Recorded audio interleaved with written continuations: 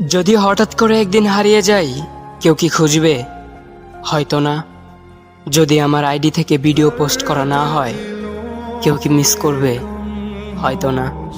ইনবক্সে মেসেজ আসবে কিন্তু সিন হবে না, রিপ্লাই পাবে না, পরে থাকবে ওইভাবেই।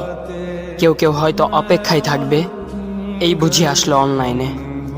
আবার কেউ কেউ হয়তো টেরও পাবে না, কেউ একজন নেই, কেউ একজন হারিয়ে গেছে।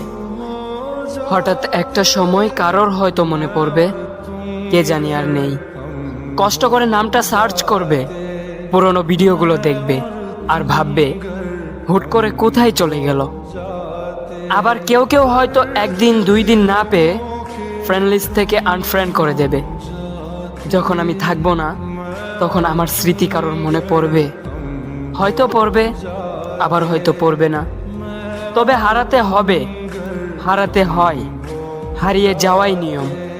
পার্থক্য একটাই, কেউ আয়োজন করে হারায় আর কেউ হুট করে হারায়। আমি না হয় হুট করেই হারিয়ে যাব।